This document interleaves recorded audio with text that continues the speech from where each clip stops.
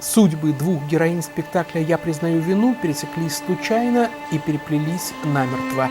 Одна – террористка из Чечни, черная вдова, участвующая в захвате заложников в театре на Дубровке. Другая – московская журналистка, пришедшая на мюзикл «Норд-Ост» и ставшая заложницей. Шахидка объявляет, что мы хотим умереть больше, чем вы хотите жить, и что ее цель – добиться прекращения войны в Чечне. Заложница признает, что да, то, что происходит в Чечне, стало возможно и благодаря ее равнодушию.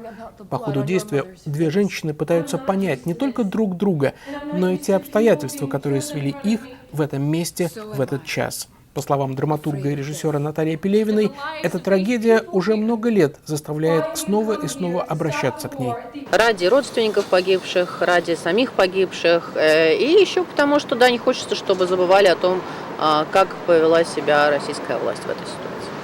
В 2006 году в Лондоне и в 2008 году в Русском театре в Махачкале были поставлены более масштабные версии этого спектакля, во время которых актеры с бутафорскими автоматами и взрывчаткой перемещались по рядам зрительного зала, инсценируя захват театра. В Лондоне спектакль шел около месяца, а в Махачкале был показан всего один раз.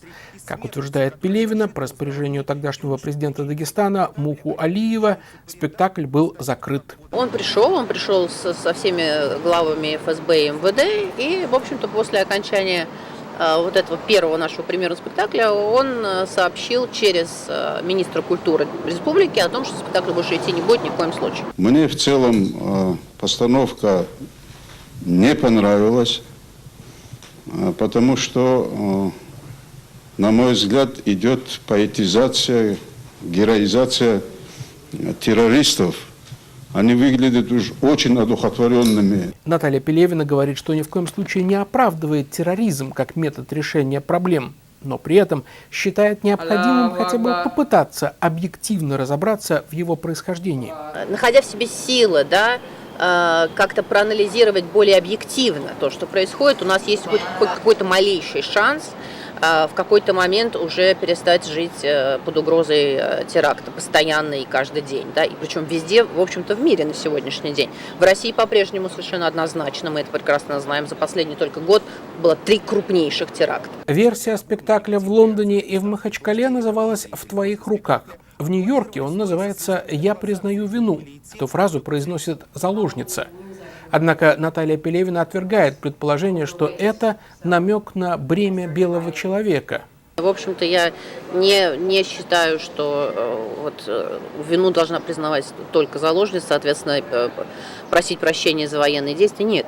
Я не хочу, чтобы ни в коем случае так думали, потому что в конце прощения просит и террористка за то, что она сделала. То есть она понимает, что она эту женщину, в общем-то, убивать-то не хотела, как выясняется. А она ее фактически тоже убила вместе с газом, запущенным государством. Все-таки, как-никак, она имеет к этому отношение. Для болгарской актрисы Евгении Радиловой, чей волевой взгляд завораживает зрителей, роль террористки оказалась самой трудной в ее жизни.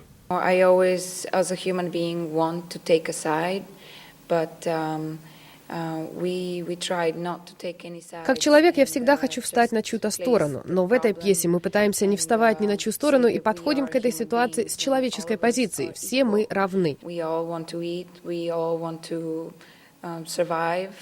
Каждый из нас хочет есть, каждый из нас хочет выжить. В этом смысле мы все равны, и ни один человек не может указывать другому, как ему жить.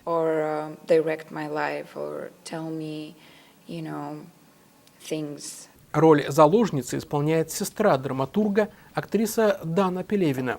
Благодаря сестре она лично познакомилась со многими родственниками погибших заложников и хорошо знакома с тем, что было написано об этой трагедии.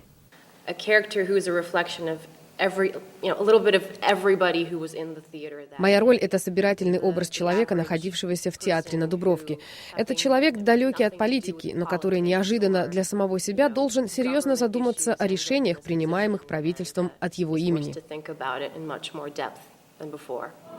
Создатели спектакля надеются, что их работа заставит задуматься и зрителей.